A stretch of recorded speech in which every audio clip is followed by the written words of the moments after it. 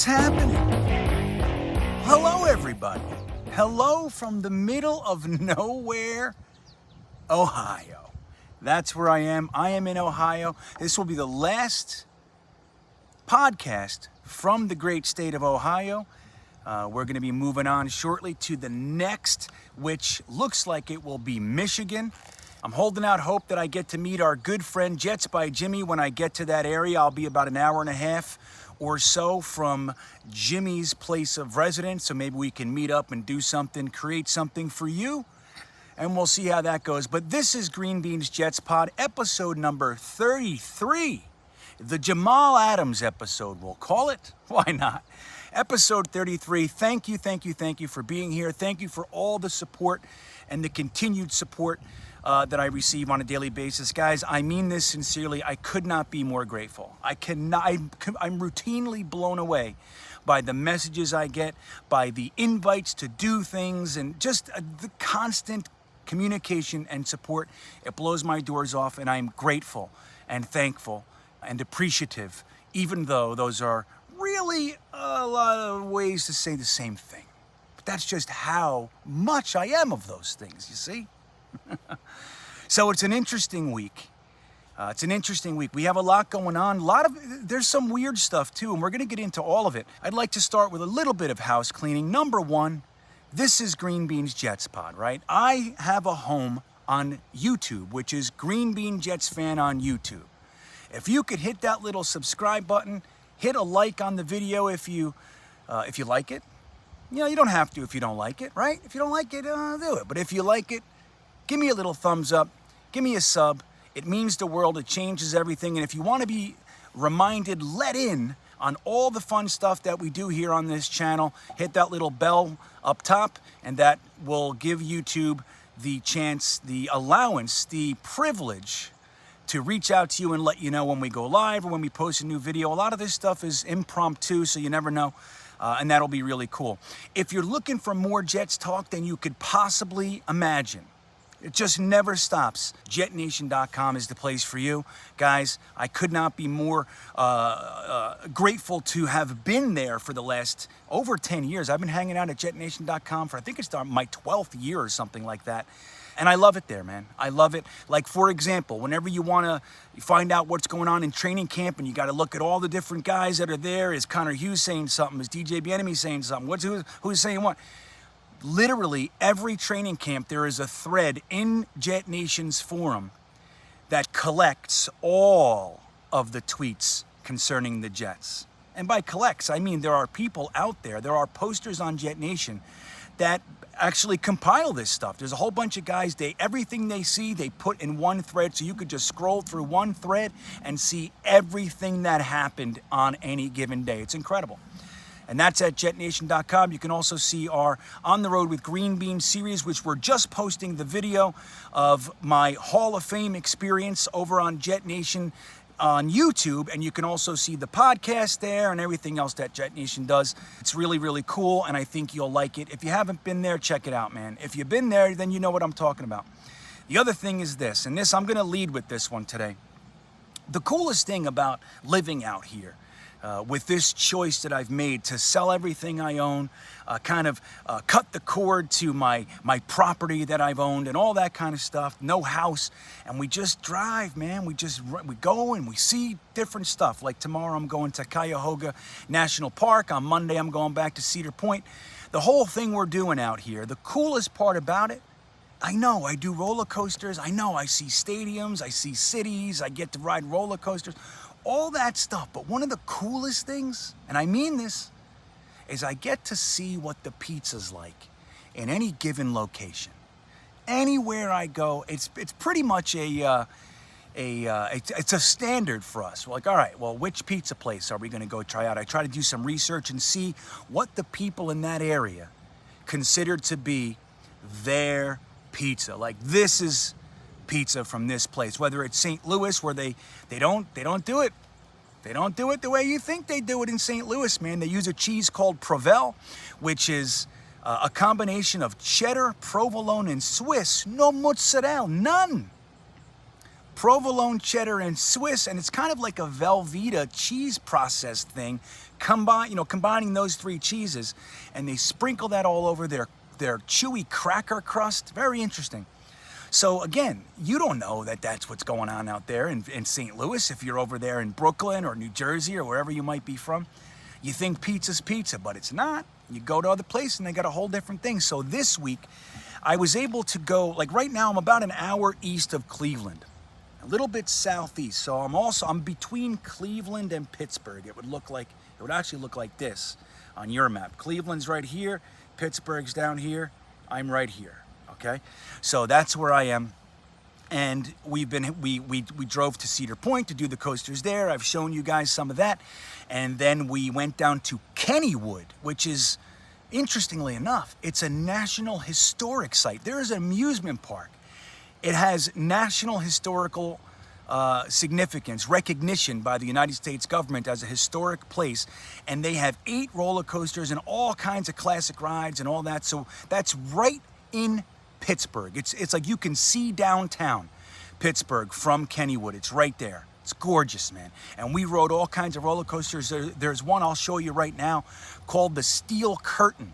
And that is a complete homage to the Pittsburgh Steelers. The Steel Curtain, named after their great vaunted 70s defense, the Steel Curtain, with the likes of Mean Joe Green and Jack Lambert and those types of guys. Really, really good stuff. But they've gone and built a roller coaster dedicated to that defense, the Steel Curtain. And they built this whole part of the park called Steelers Country. So they made the whole place like black and yellow. The seats on the roller coasters are footballs. You know what I mean? Like they really dug in. But yeah, man, so it's very football related. They know they're in Pittsburgh and they know. But when we were going there, we were in Pittsburgh, right? So I drove down to Pittsburgh. I stayed there for one day, and I got to try the pizza. What's Pittsburgh pizza? Does anyone know? I didn't know. I thought it would be some kind of variation on New York pizza, maybe a thicker crust, maybe square, whatever. But it's a totally different thing. Now, I won't always report back about pizzas because a lot of times there's nothing all that different. Like Detroit has their thing, I shared St. Louis has their thing, and on and on and on. Lots of places have very, very different pizza. But so Pittsburgh pizza, and you can find this, like kind of the pinnacle of Pittsburgh pizza is a place called Beato's. Beato's Pizza. And you call up or you go in there, and if you say, give me a slice, they're not gonna know what you're talking about. They'll know, but they'll play the game. And they don't talk like that. They don't sell slices, they sell cuts. Cuts! So if you say, hey, give me 3 cuts, they'll know what you're talking about. And what that means is little square pieces of pizza, I'd say about this big, okay? So I tried this pizza. And the interesting thing about it, before I show you the video here, is that what they do is they cook the crust and the sauce, they put all that together and they bake it. And then when it comes out hot, they take handfuls of cold toppings and they throw that on there for you. And their cheese is, again, not mozzarella. I don't know what these people, I don't know where this comes from, but it's shredded provolone. And it's not real sharp provolone or anything like that. It's kind of, it's like a slice caliper provolone. But so they shred the provolone, they put it on there cold. The pepperoni's cold and all that. There are a few hot toppings. I think sausage is hot and a couple others. But generally speaking, the cheese is cold and the pepperoni's cold, and they put it on there, and then you have the hot bottom and the cold top. So it's very unique. I couldn't wait to try it. So here is me. I went out and picked it up for my family. They were in the hotel, and I went and picked up the pizza. And here is my first look and my first taste of Beato's Pittsburgh pizza. Take a look. All right, so it's pouring rain outside, so I had to come into the truck. But the trick with this pizza is you have to try it right away because the toppings are put on there cold. So let's see, I have not seen this pizza yet from Beato's. Let's check it out. Interesting. So this is 3 cuts, they call it, not slices. Let's just, for ease of use, let's go ahead and try this. And this is shredded provolone put on there cold after they cook the pizza.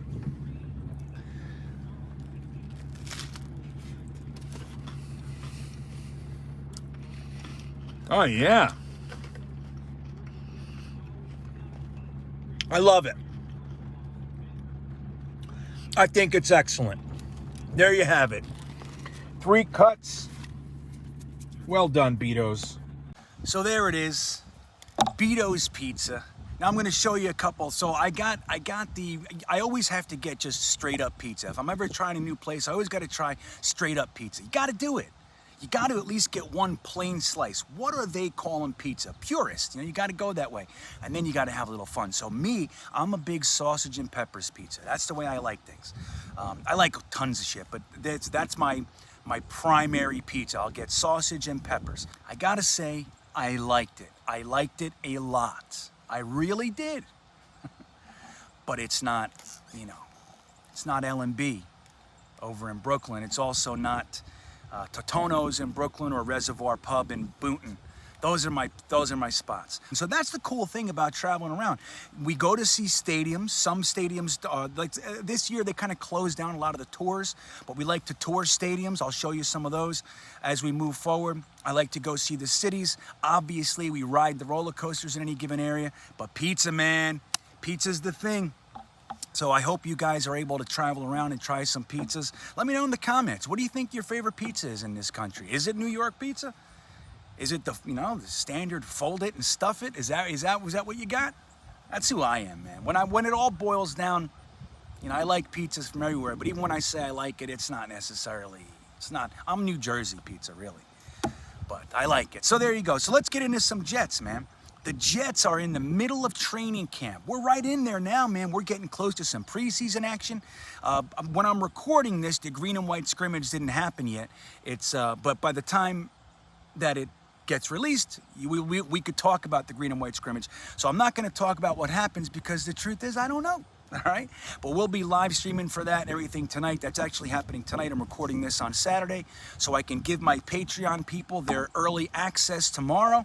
If you want the Patreon information, that'll be in the description of this video as well. Again, guys, I appreciate any additional support that you feel like is appropriate. Okay, so the Jets are in the middle of training camp, and there's some things that I want to go into. Now, I'm gonna go ahead and stay with the Jetnation theme today because Jetnation, in training camp, it's one of the best times a year that I go on Jetnation. Like, I really love the pre-draft stuff on Jetnation, and I love training camp because, again, it can be hard to find everything. You scour Twitter and the news, and then you go on, you read these friggin' stories by these hacks, and they're just saying, I mean, the stuff that they choose to write about, it's like a lot of the time it's not the important stuff, and the second of all is they always add like a negative spin a lot of the times. I don't want to hear that. I just want to hear what's happening. That's it. I don't care what your thoughts are. I don't care. Me, I'm a thoughts guy. You're supposed to be an information guy. If you have access to the damn Jets, tell us what's going on, not what you think. You know what I mean? Who are you? So anyway, it can be difficult to navigate through all that stuff, and a lot of it can be aggravating and all that. So Jetnation just consolidates. In addition to that, there's probably the best camp recaps on the web, period, is located at Jetnation. That's where you can find it. There's a man named KRL on Jetnation, and he does camp reports that are, man, they're succinct. You know, there's not a lot of fluff, but it's so much more of the information that you want to hear. What's going on the sideline? Who's talking to who? What happened after that thing that they reported? How did the players respond? Those kinds of things. So I'm going to use a little bit of KRL's notes from a practice this week, and it's still going to be relevant because this is the stuff, right? So one of the things I found most interesting coming out of camp this week was there was an interview with Mekhi Becton and AVT, Elijah Vera Tucker, right? And the lady, forgive me, I just forget her name. She asked them, she was kind of insinuating that they're an up-and-coming great duo, which is fine. She said Jordan Pippen, Kobe, Shaq, you know, who's who. And they were playing around, and Mekhi Becton, who seems like a funny guy, man. I'm starting to see a little bit more of his humor consistently, and I like that. I like that a big, strong guy like that can have a sense of humor. So he said, well, I'm definitely Jordan, and he's Pippen, and I would be Shaq, and he can be Kobe and all that. And ABT said, hey, man, I'll be Pippen, I'll be Pippen, and Pippen got those championships too now, didn't he? And I love that mindset. I really do. So I loved everything about it. I love that they can play with it. I love, the camaraderie between the two. I thought it was fantastic. And then they did something that I went, ugh. She asked them what if they had a nickname, and Mekhi Becton said, Smash Bros. Smash Bros. We're called Smash Bros. And while I have no issue with the name, I think it's fine, I think it's great. Being a Jets fan for as long as I have been, which is, since 1982, that's when I really put on my Jets jersey, you know what I mean? That's when I became a fan. I watched a little bit before that, I don't know anything. 1982 is when I said, I'm a Jets fan. So I've been around a long time. What's that? 92, 2002, 2012, almost 40 friggin' years. You get these senses about putting the cart before the horse. When you put the cart before the horse, a lot of the times when it pertains to the Jets, it just doesn't work. It doesn't land right for us. Maybe out in KC, maybe the Niners, right? Even the Giants can do corny stuff and it works out for them. The Jets, whenever we try to do anything, label something, it never ends up being. Remember the Sons of Anarchy? What happened to that defensive line? Remember they tried naming it the Sons of Anarchy? Remember 3 Men and a Baby? Do you guys remember that? It was Al Toon, Rob Moore, Chris Burkett, and Terrence Mathis. 3 Men and a Baby. There was actually a poster that they made. They made a poster with the 3 big 6 foot and above receivers and little 5'10", 5'8", Terrence Mathis, whatever he was. 3 Men and a Baby. Next year, Terrence Mathis was gone. Rob Moore was hurt. It's over. It never works well. So look, I have the utmost respect and appreciation for the collection of guys like Mekhi Becton and AVT. I love it. I love that in 2 consecutive years, Joe Douglas chose to use his first-round picks on offensive linemen. I love it. I've been screaming about it for a long time. I couldn't like it anymore, and I even like the players, right? So I liked the choices. I thought Becton was a little bit more risky than Wirfs, who was still on the board. I thought Wirfs would be, labeled the safe pick, and I thought that the Jets would do that. I fully expected them to take Wirfs because I'm used to us being safe. And when we took Mekhi Becton, I loved it. I loved that Joe Douglas had the confidence and the balls to do that. So I love that it's Becton. I love that it's AVT. I even love that they can laugh. I love their potential. I'm psyched for them. I'm psyched for it. But putting a label on it, and look, I'm not trying to make this bigger than it is. I'm not. I'm just talking to you. I'm talking to my Jets brethren about how it usually works with us. Dude, please stop. Please. I believe in jinx. You know what I mean? The Jets curse, all that stuff, it's real, man. We gotta just simmer down. Now, Becton and AVT talking shit like that, you better be the Smash Bros. I'll tell you that right now. Don't you want to say brothers when it's B-R-O-S anyway? Bros. I don't like it. But that all said, so while, we're talking about these 2 young potential juggernauts that we have over there, especially playing together, the potential is through the roof. It's through the roof, guys, and I couldn't be happier. But here's something that I didn't hear anywhere else except in KRL's camp report. I'm going to read it. I'm going to read his words. In dead periods of practice, Morgan Moses and George Fant would pull Mekhi Becton to the side and talk about kick slides and hand placement. Why aren't we hearing this from any of our beat reporters? Why aren't we hearing this stuff? So when you're talking about a free agent acquisition, such as Morgan Moses, which 99% of Jets fans are happy about, right? We're happy that we brought him in. Obviously, he's been the picture of health when it comes to staying on the field, and that's great. He's also been very successful as a right tackle for the Washington football team. But it's more about his work ethic, his workout regimen, and how people respect him because of it, and how he holds himself, and all those types of things. His work ethic is through the roof. So the fact that Morgan Moses and George Fant, who, don't forget, was voted team captain last year, okay, why? He just got on the team, and the Jets players voted him team captain. So obviously he has a major impact with the players in the room. So you got Morgan Moses and George Fant, who theoretically are battling with one another, taking the young guy aside and working with him between live action. Okay? That's the stuff that we've been missing, guys. And this is the stuff that when I read a camp report, if I'm at the Jets practice, I'm watching all that stuff. I'm looking, whoa, you see that? What was that? There's clouds coming in. You see it? It was so sunny. I thought I was gonna have to put my sunglasses on. There's clouds rolling in. I hope it doesn't rain on me again. But so anyway, this is the stuff. This is the stuff that I want to see. I want to know, what are the vet players doing with the young players? Who's taking a leadership role? What's happening? So I think it's one of the best things I've heard all week, that Morgan Moses and George Fant, again, battling with one another, taking time between the live action periods to sit with the young guy who's got all the potential in the world, working on technique with him, working on things with him, and Mekhi Becton being receptive to such things. Guys, this is what we've been missing forever. True leadership. Not leadership out, talking about dogs and all that kind of stuff. Not that kind of stuff. That's not leadership. Leadership is when the young guys are in need of something. Leaders, number one, lead by example. Number two, work with them, help them. Even though, technically speaking, he might even be the guy to replace you. It doesn't matter.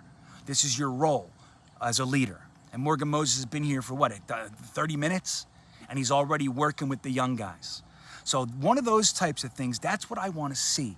And that's one of the reports that came out this week. Mekhi Becton is being worked on not only by the coaches, and don't forget, we have a stellar offensive line coach in John Benton. We also have players coaches in Morgan Moses and George Fant. So kind of dovetailing with the offensive line stuff that we're coming out of camp, here's another good thing that, again, it's just we haven't seen it here. We haven't been able to really sink our teeth into a viable running game for a while. Since Chris Ivy. Chris Ivy, I loved Chris Ivy, by the way. That's my kind of runner. It's too bad that he couldn't stay healthy, because I think he could have been up there with some of the greats, in my opinion.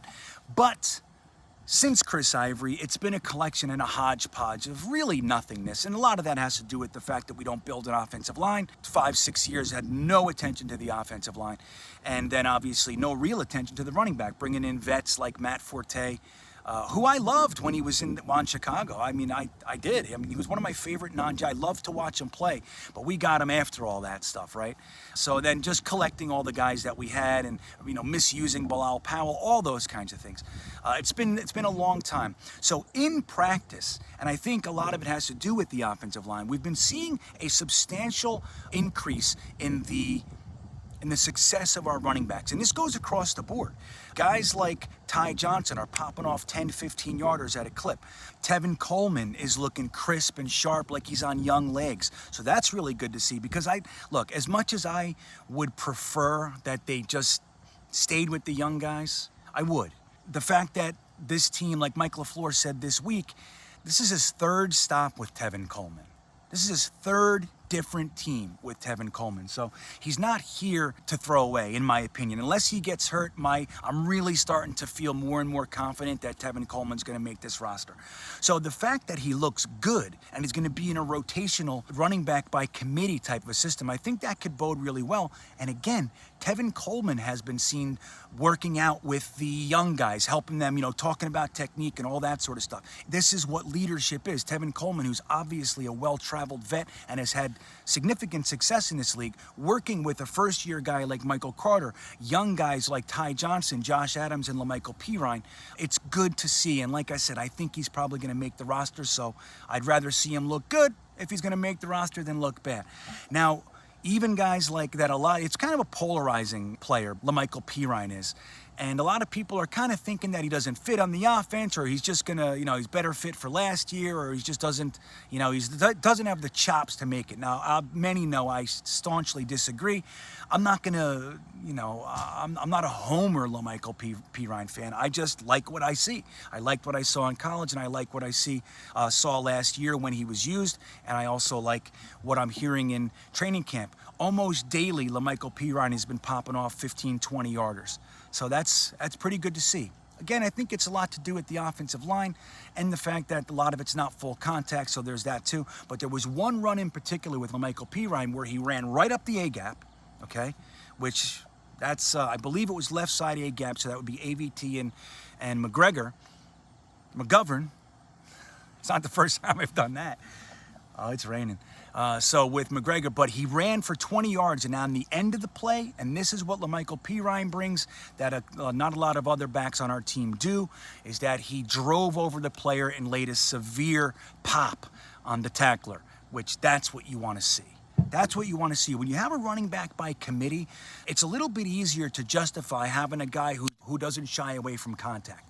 Obviously, if they're the bell cow and they're getting 20 to 30 snaps a game, you don't want to see them having contact on every play, because what's going to happen? They're going to wear down. Ooh, look at this. Ooh. Want to say hello? Hi. That's Baby Bean. Yeah, somebody said you're Brainy Bean or something because you're smart for not being a diehard Jets fan. But look what she's wearing today. Come here. Can you see it? Here, stand over here so they can see it. It's kind of... Come over here. Isn't it supposed to be backwards in the camera? I don't know. Yeah, it is. I think it does end up being backwards. But that's... Turn it around. Wait. Turn it around. So you could see what she's wearing today. So she's coming. She's coming. She's technically a Baltimore Ravens fan, but I think she's coming. But this is a gift from none other than Sack Exchange himself, BKLYN929 on Twitter. Sack Exchange, he sent this to us in the mail as a gift for her. And man, you can't say enough good things about this guy. He's just the absolute best. And she just delivered a nice, chilly, perspiring Diet Coke. So to add to that, and I appreciate you hanging with me through that. It's cute. That stuff's cute. So a lot of people don't know this, but there's another running back on our team named Austin Walter, and he was with this staff in San Francisco. He's even looked good. So I got to say it's probably the offensive line, but don't forget a Shanahan offense. Going way back to Mike Shanahan, they have the uncanny ability to take running backs that with no name, like not a high pedigree, and make them into substantial contributors. So that's what we're seeing here. When a guy like Austin Walter even looks good, not that I know too much about him because I don't, it just shows that something's going on either with the system or the offensive line. Now, it's nice to see. It's nice to see all of the running backs look good, but the scary thing, and you know, just is what it is that it's starting to look like we're hearing less and less about Josh Adams. I think he might be getting less opportunities in camp, and he's starting to kind of slip to the outside looking in, which is unfortunate because I think really highly of him. I do. I think he's got a lot of potential. He doesn't have a typical running back build. He's like 6'1", 220 pounds or something like that, so he's a little bit taller, a little bit bigger, but he's super fast, and he carries it well. He runs low center of gravity. So I think there's a lot of potential there, and I'd hate to see him pushed off the roster for an aging vet like Tevin Coleman, but it is what it is. So I think probably Josh Adams and Austin Walter have an uphill battle, but even they are looking good in camp, which is every day the running game is consistently looking good, which is what we want to see, guys. Now, another interesting thing happened this past week, which is Carl Lawson was mic'd up. And who doesn't like this guy, huh? From the moment he signed, it was like he brought the personality with him, man. And it's really good to see because, again, we're talking about leaders. We're talking about vets and the mentality, the culture of a team. When you have guys that are veterans that are willing to work and take extra time with the young guys, that's a plus, man. And when you have guys that are vocal leaders, that's another plus. Now, Carl Lawson, he's a funny guy. Again, brought the personality, all that sort of stuff. He's just great to listen to, in addition to being fun to watch. But something happened at Jets camp, and you guys all probably saw this. There was a little bit of a scrum. And by scrum, I mean scuffle. I mean just shy of a rumble between melee and fight, okay? But one of the guys involved with that was one of our other free agents that we brought in, Jared Davis. He got into, I don't know who the offensive player that he got into it with is, but I know it was an offensive lineman. So there's a little bit of a scuffle going on there, and Carl Lawson didn't like it. So when they went after the play and he took him aside, and this was all mic'd up, you probably saw it. If you haven't seen it, you can find it. But afterwards, Carl Lawson was heard saying, "We can't have that." And Jared Davis says, "It's my bad." And he goes on again, "We can't have that. When we're on the field in a game, we cannot have that." And Jared Davis even went as far as to call him, he said, "Yes, sir." So what does that tell you? They came in the league together, man. Those guys are playing the same year. Right? They're on their 5th year, I believe it is. And they're both defensive players, highly regarded. As we know, Jared Davis was even a first-round pick. So having vets that come on and garner the respect of other vets is another layer, another tier of awesome sauce when we're talking about building a new culture for the New York Jets. Carl Lawson, who's going to be bringing the fire this year, hopefully, it looks like he's gonna, is not just concentrating on his own role. He's talking about the team and becoming that vocal leader that guys are looking at with respect. And I couldn't have been happier to hear it. Now, another little tidbit, and this is just what it is. You saw our scrum. The players took care of it themselves, essentially. There was no disciplinary action. You look over at the Giants, our crosstown rivals. And, you know, look, they have a head coach who's known for being a disciplinarian, comes from the Patriots, all that sort of stuff. And there's a lot to like about him, but there's a lot to be seen yet, too. Their scuffle gets so bad that the quarterback ends up on the bottom of a pile, which is never good.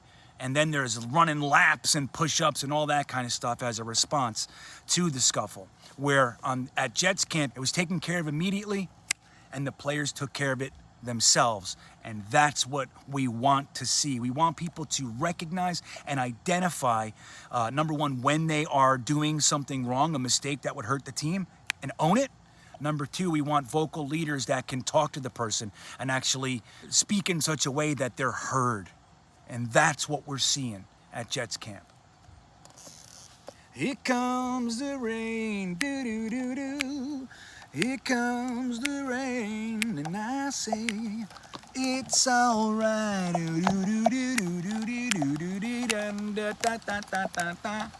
Yeah, it's getting pretty bad. I'm gonna have to take my computer in, my phone. All right, guys, hold on.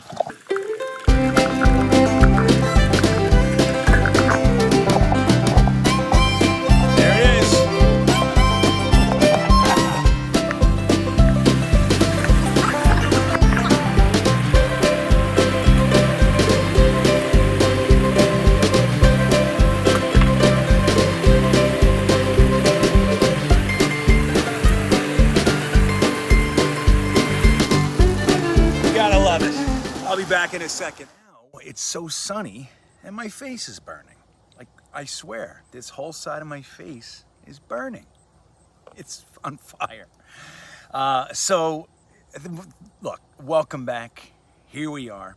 Now, I think we were talking about leadership when I left off. You know, it was about 45 seconds ago for you. For me, it was about 2.5 hours ago, I'd say. I even tried to get a nap in. That didn't work. But so we were talking about Carl Lawson, we were talking about leadership, and we're talking about the beginning of the Jets process of this, of like when we acquire these leaders, and as you know, Joe Douglas puts at least some value on team captain and that aspect of who they are as men, not just the talent level, not just, hey, this guy's fast, let's get him in. There's more to it. There's a Joe Douglas player, which I think really commingles with a Robert Saleh player very, very well. So these guys are looking for the same types of people. And what you start to see with the George Fant, with Morgan Moses, with Carl Lawson, they brought in some guys that could fit a role of leadership. We also heard when the Jets drafted Elijah Moore, A.J. Brown reached out to Corey Davis and said, yo, that's my little brother. I need you to take care of him. And Corey Davis said he feels it's on him. He's got to look out for this kid. You know, so that's how, like, this is what we're bringing in. This is what we're developing. And then you look at the rookies. Look at camp. Day one, Elijah Vera Tucker ran out pumping up the fans. a day or two later, Elijah Moore running out there, pumping up the fans. Yeah. And then the day after that, Michael Carter, 4th round pick, running out there. He looked like he was the most excited of all of them. He's out there pumping up the fans. There's a unity. There's an energy. And you see, when you look at Elijah Moore as an example, the attention to detail, staying late to work, staying a half hour late working with the jugs machine. These are the things. And it's been few and far between that Jets players had the energy, had the talent, had the character, and the leadership capabilities that we see beginning to happen and settle in right now. And that's the cool thing about this whole deal. It took time. It took time to get rid of Trumaine Johnson and Darryl Roberts telling Jets fans they're not real fans. Dude, beat it. Get out of here. You don't know a damn thing about being a Jets fan. All you know how to do is suck on the football field. Have 1 year, get a contract, and then suck. That's what you know how to do. So, like I said, Trumaine Johnson, with respect to his fan interaction, but the other baloney he brought with him, Jamal Adams, like these types of guys, loudmouths, self-promoting, it's gone. It's gone. And we see the beginnings of a collection of individuals that care more about each other and the team than they just might about individual stats. Now, that's not to say they don't want their individual stats, and there's nothing wrong with it. But it's not the first thing you see with them. Like a good example of that is Elijah Moore again. What's he doing with his mirror? We heard that this week. He has the names of all the wide receivers that were taken before him in this year's draft. And he says their name every morning, and he says it every night. Why? Because I'm going to show them why I should have been taken first. In his mind, he's the best receiver in the draft. Dude, whether or not he is, I don't know. But let me tell you, that's the mentality that you want to have. That's what you want to see. If you have a guy brimming with talent like Elijah Moore has, and he's actually saying, yeah, being the 5th, or I think he's the 6th wide receiver taken, that's an honor. That's great. How many guys were taken after you? It's not good. He felt slighted. Every team passed on me, he said. Even the Jets twice. Shh. Don't tell anybody that. Don't mention that to Elijah Moore. The Jets passed on him twice, but we took him then, didn't we? So it's good to have these types of guys here. So that'll lead me to the next thing. I mean, we brought in another guy this week.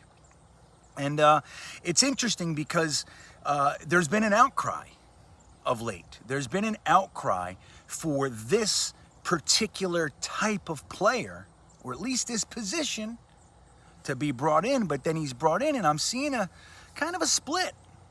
And there's a 3-way split, really. There are the people saying, great move. I love it. It's exactly what we needed. There are people saying, this is bullshit. This guy sucks. It's not the guy we need. Then there's the guys in the middle that are going, who? Huh? Oh, all right. So that's, which one are you? I don't care. I don't know. It seems all right. So here's what I'll say. Now, I'm going to be real honest with you and tell you that I have not followed with any diligence the career of our new backup quarterback, Mr. Josh Johnson. Okay? Don't know barely anything about him. I've heard his name before. Seriously, that's about it. But they bring him in, and it fills that role, like I said, that so many people have been crying for. We have a collection of quarterbacks that have yet to throw a single NFL pass. Not one. in the group. So we have obviously Zach Wilson, James Morgan, and Mike White. Those are our quarterbacks. And up till now, not one of these players has ever thrown an NFL pass. Never, been really in a game. So you look at James Morgan last year, he was, there's some polarizing aspects to James Morgan too, because I'll be real honest, I hated that pick. Hated it. Now, it was a 4th round pick that Joe Douglas created in that draft. So I get it. He gave himself some breathing room and did some things that were outside of what was necessary. And I get it. I do. I still don't like it. I don't. But you brought him in, and then the guy gets no training camp, no preseason. He had no quarterback coach or offensive coordinator on the team. None. We had Adam Gase, who was ignoring Sam Darnold. So what do you think is going to be happening with James Morgan? Come on. So the guy is literally undeveloped, and he's raw to begin with. Okay, he came from the USA Conference, man, down at FIU. My wife went to FIU. I used to go watch the games down there. I used to drive down to Miami and sit in the stands and watch FIU football. And let me tell you, it's very little good football going on. I'm telling you, man, it was rough down there. It was sloppy sauce U. That's what it looked like. So, but that doesn't mean that talented people can't go to that college, of course. And so James Morgan has all the measurables, all that kind of stuff. So whatever. But he had that whole year that we've already had him, there was very little development going on. Let's call a spade, okay? Like there wasn't a quarterback coach here. There wasn't an offensive coordinator here. Dowell Loggins, he was an offensive coordinator in name. And Adam Gase was way over his head. And honestly, I don't know how much he even gave a damn. I really don't. Bad coach. So we got James Morgan, who's probably a rookie himself. Fair enough? And then you got Mike White, who's also never thrown an NFL pass. Never. So they bring in Josh Johnson. Now, Josh Johnson is the exact opposite. Josh Johnson, you want to hear all the teams this guy's been on? I'm going to tell you some stuff, okay? So Josh Johnson he was a 5th-round pick of the Tampa Bay Buccaneers in 2008. 2008, Tampa Bay Buccaneers. This guy's always some shit. So he was a 5th-round pick in 2008. Now, he played on the Tampa Bay Buccaneers from 2008 to 2011. Then he went and played for the 49ers in 2012. So then he leaves the NFL. The reasons, I don't know. I'd have to dig and dig and dig. The reasons, I don't know. He leaves the NFL and he goes and plays for the Sacramento Mountain Lions in the UFL. Remember them? They were there for a minute, and that was 2012. Then he comes back to the NFL and he plays for the Cleveland Browns in 2012. 3 teams in 2012, 2 NFL, 1 UFL. He plays for the Cincinnati Bengals in 2013. He goes back to the Niners in 2014, back to the Bengals in 2015. So when you see that stuff happening, there are usually people there that, like, you didn't make the squad, you went somewhere else, you got cut, they remembered you and they liked you better than the guy they replaced you with, or maybe somebody got hurt or something, they bring you back because they see something. They know something, the offense, whatever. So he goes back to the Niners, then the Bengals, and then he goes to the New York Jets in 2015. A lot of people don't remember that, including me. I had to look. I'm like, oh yeah, that's right. That was a short one. But I didn't off the top of my head, be real honest with you. So then he goes, in 2015, he had a short stint with us. Then he went to the Indianapolis Colts in 2015, Buffalo Bills in 2015. 3 more teams in 1 year. So then he goes and plays for the Ravens in 2016 and the Giants in 2016. Then he plays the entirety of 2017 for the Houston Texans. 2018, he was a off-season and practice squad member of the Oakland Raiders. Then he goes back to the Redskins. Did he play there yet? No, so he goes to the Washington Redskins in 2018. Then he leaves the NFL, goes and plays for the San Diego Fleet in the AAF. Remember that? I don't know what happened with that one. It had a lot of promise and they were exciting, those games. So I don't know. I don't know what happened there. But anyway, he goes and he plays for the San Diego Fleet. Then he comes back to the NFL. He plays for the Detroit Lions in 2019. Then he plays for the Los Angeles Wildcats in the XFL. He plays for the Los Angeles Wildcats in the XFL. This he's everywhere. 4 leagues. Then he plays for the San Francisco 49ers again, and that's the key one. He played for the Niners in 2020, and that's a key one. Now he's here with us. So how many teams is that? I think it's 14. 1, 2, 3, 4, 5, 6, 7, 8, 9, 10, 11, 12, 13, 14, 15, 16, 17, 18, 19. He's on his 20th team, and he's one of 4 leagues, but he played for Mike LaFleur, the passing game coordinator in San Francisco, just last year. So, what are the positives? You want to do the positives first, or you want to do the negatives? All right, the negatives. That's always fun to start with the negatives. The guy has not been able to stay on a roster for more than 35 minutes almost throughout his whole career, okay? The earliest one was with the Tampa Bay Buccaneers because he played with the Tampa Bay Buccaneers because they drafted him in the 5th round. So, you know, draft picks get a little bit longer leash, right? We know this, most of the time. And the fact that he was out of the NFL more than once is also a knock. Okay, that's a knock, man. And the fact that he was out there now this late into training camp, you know, into the offseason. Training camp had started already. 32 teams didn't bring him in. So it's a lot there. It's a lot there. Now let's talk about the positives. He's thrown an NFL pass.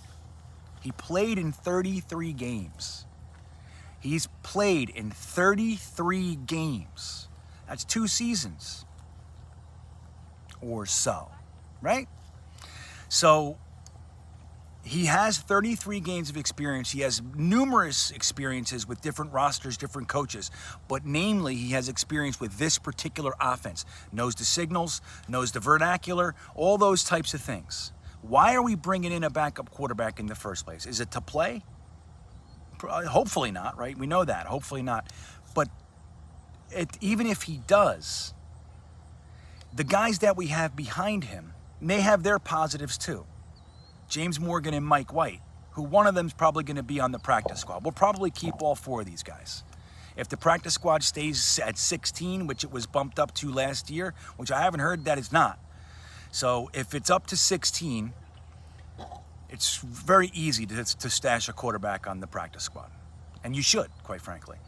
So you have Josh Johnson, who's in here with boatloads of real-world experience. So don't forget, with all sadness and sincere regret, we lost Greg Knapp, who was a very, very big part of this offense. Aside from the family man and all that, just keeping it to the New York Jets. Like, as sad as it is in every other respect, it's devastating. But just for the New York Jets, he was a very vital cog to the whole way that they built this coaching staff. Rob Calabrese, who's our quarterback coach, has never been a quarterback coach before. He's young, man. He's green. He's only been a quality control coach before. Mike LaFleur has never been an offensive coordinator before. Now, he's well-traveled, right? He was essentially Shanahan's right-hand man, Kyle Shanahan. So we believe in him and all that, but let's be real here. He's never done this job. It's a promotion, and with the promotion, like they say, new level, new devil, man. There's going to be a whole bunch of new stuff that he doesn't know how to handle yet. So Greg Knapp was there to kind of blend all this and be the wise man in the room. We still have Benton, and that's great. But when Zach Wilson's mid-game and he's experiencing something, he's going to run over to Rob Calabrese, and Calabrese, with respect, a lot of the time is not going to have dealt with that situation before, whatever it might be. There is a legitimate wisdom from somebody who's in their 30s and has been in the NFL among other leagues for the past, 13 years, 14 years.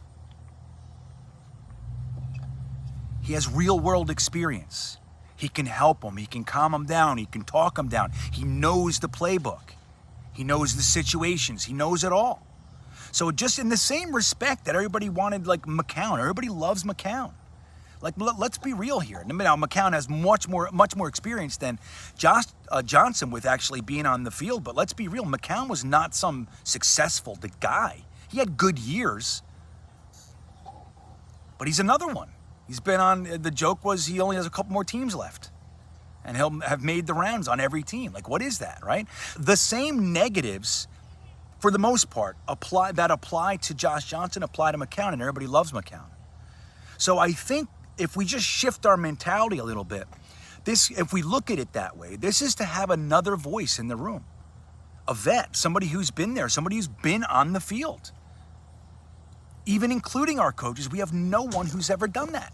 So guys, when you have a young quarterback like this, it's probably a good idea to have a guy in there that's not a threat to take your job, a Minshew and all that. Those guys, Foles kind of waiting in the background for his chance, you know? With whatever, you know, with respect to whatever those guys are and can do. But there's no threat. Josh Johnson's not a threat. There's none of that. There will never be a quarterback controversy here. At the same time, there's another ear.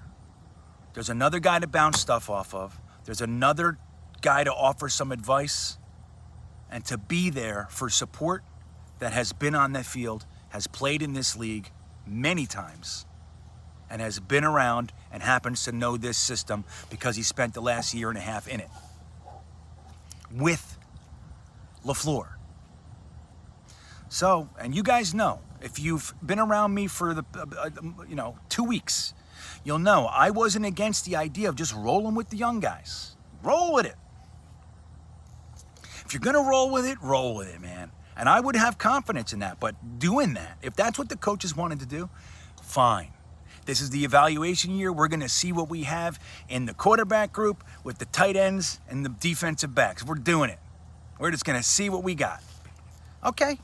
But then we got to know what that is going in. We got to know what the expectations are and know what it is that we're going to be looking at. You can't be yelling and screaming when Michael Carter II or Brandon Eccles gets burned or James Morgan throws a duck. Like, you got to know.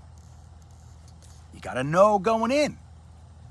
So if that's what they were going to choose to do, I was all for it. Truth. But when you look at Zach Wilson's development, especially with the tragedy that we just endured losing Greg Knapp, it makes nothing but sense from my perspective. Even if he's not here during the preseason, or like in the season. Let's say they just decide, hey, you know what? The young guys are good enough. Calabrese is shooting out of a cannon. We love him. Mike LaFleur can handle it. Whatever they decide, even if they decide that, I still think bringing him in right now during training camp, during the preseason, is a good thing.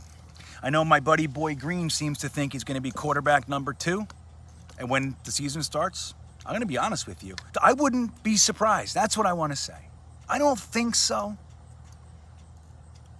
I wouldn't be surprised in the slightest. If they just said, you know what, I want this guy as close to Zach Wilson his rookie year as possible. Rob Calabrese is there. Mike LaFleur is there. I want Josh Johnson in this kid's ear all day, every day. I want him his right-hand man. That's his real job. His real job is just to be with Zach Wilson and help smooth over any bumps that he faces. Then I think it's worth it. And I like it. I ultimately like the move. Sure, I was, out of all the guys out there, I was thinking, maybe Bortles. Maybe Bortles, right? He's had years as a starting quarterback, high expectations, high first-round pick, first quarterback taken in the draft he was that year.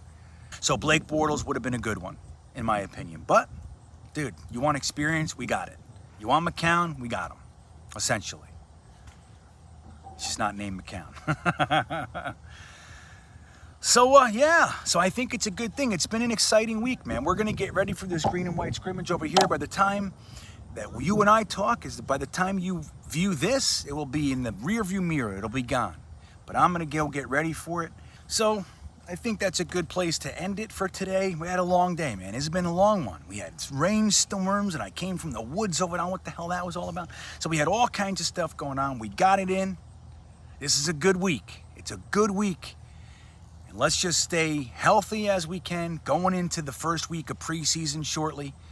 And let's watch our Jets. Don't forget to pop over to Jetnation.com. Read those KRL reports yourself. And don't forget, you can follow me on Full-Time Coaster Tour and like and subscribe right here. If you're interested in Patreon, the information's right below in the description. And I thank you guys again for all the incredible support. I couldn't be more grateful, and I couldn't be enjoying it more on a very simple level, man. I just love it. I love hanging with you guys. So I think it's incredible, and I'm happy. I'm in a good mood because of our New York Jets. So with that, I hope you're having a great week. Go Jets.